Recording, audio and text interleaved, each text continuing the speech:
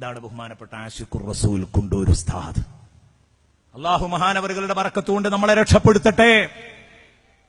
കേരള മുസ്ലിമീങ്ങളെ, കേരളത്തിലെ മലയാളികളായ മുസ്ലിമീങ്ങളെ ഹുബ്ബുർ റസൂൽ പഠിപ്പിച്ച വല്ലാത്തൊരു മനുഷ്യനാണ്. ആ മനുഷ്യന്റെ അടുത്ത് ഒരാള്, ഒരു നമ്മാമ, ഒരു ഏഷണിക്കാരൻ ചെന്നു ബഹുമാനപ്പെട്ട ശൈഖുന കാന്തപുരം ഉസ്താദിനെ കുറിച്ച് കുശുമ്പും കുറുമ്പും പറയാൻ. അയാൾ അങ്ങനെയാണ്, ഇയാൾ ഇങ്ങനെയാണ്, നിങ്ങളെ പറ്റിയിട്ടാണ് എന്നൊക്കെ പറഞ്ഞിട്ട് നിങ്ങൾക്കൊത്തത് നിങ്ങളോട് പറയാണ്, നിങ്ങളോട് അദ്ദേഹത്തിന് ഒരു താല്പര്യമില്ല. ബഹുമാനപ്പെട്ട ഉസ്താദ് അവர்கள் ഏറെ സ്നേഹിച്ച ആളാണ് ബഹുമാനപ്പെട്ട കുണ്ടൂർ ഉസ്താദ്. ഈ നുണയും ഫസാദും പറഞ്ഞപ്പോ കുണ്ടൂർ ഉസ്താദ് പറഞ്ഞു, ശരി, ഞാൻ നിന്റെ ഒപ്പം നിന്നോളാം. ഞാൻ ആദ്യം മൂപ്പര് ചെയ്യണ പണിയൊന്ന് എടുത്തു നോക്കട്ടെ, ഒരു ദിവസം ഞാൻ മർക്കത്തിലെ കുട്ടികൾക്കൊന്ന് ഭക്ഷണം കൊടുത്തു നോക്കട്ടെ. മൂപ്പരിപ്പോ എടുക്കണ പണി ഞാനൊന്ന് എടുത്തു നോക്കട്ടെ, എന്നിട്ട് അതിന്റെ മട്ടം പോലെയൊക്കെ ചെയ്യാം.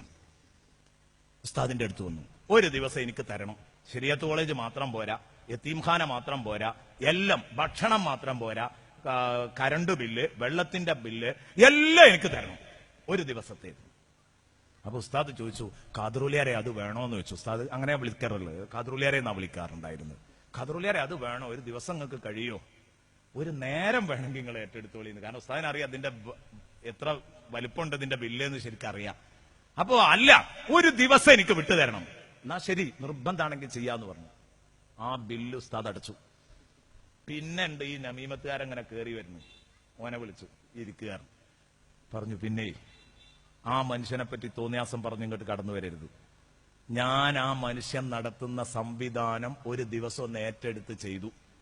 നിനക്ക് കേൾക്കണോ, ഇപ്പോഴും ആ കടം വീട്ടാൻ നേരം വെളുത്താ മുതലാളിമാരുടെ തിണ്ണ നിരങ്ങാടാ ഞാന്. ഇപ്പോഴും ഞാൻ നിരങ്ങാണ്. ഒരു മാസം തെണ്ടിയിട്ടാണ് ഒരു ദിവസം കടം വീട്ട് ഒരു ദിവസത്തെ ചെലവ് നടത്തിയത്. എന്റെ കടം ഞാൻ വീട്ടിയതെങ്കിൽ ആണ്ട് 365 ദിവസവും ഈ മക്കളെ പോറ്റുന്ന വലിയ മനുഷ്യനെതിരെ ഇത്തരം വർത്താനങ്ങൾ പറഞ്ഞ് എന്റെ പടി കടന്നു പോകരുത്. ആട്ടിവിട്ടു അവനെ. എന്റെ പ്രിയപ്പെട്ട സുഹൃത്തുക്കളെ, നടത്തി നോക്കണം, അപ്പോഴേ സംഗതി അറിയുള്ളൂ. പുറത്തുനിന്ന് പറയാൻ നല്ല സുഖ, കുറുമ്പ് പറയാൻ, കുശുമ്പ് പറയാൻ. ഒരു ഉദാഹരണം കൂട്ടത്തിൽ ചേർത്ത് പറഞ്ഞു എന്ന് മാത്രം. അതിനോട് ഫിറ്റായ ഒരു ഉദാഹരണം ഓർമ്മ വന്നപ്പോൾ അത് പറഞ്ഞു എന്നേ ഉള്ളൂ.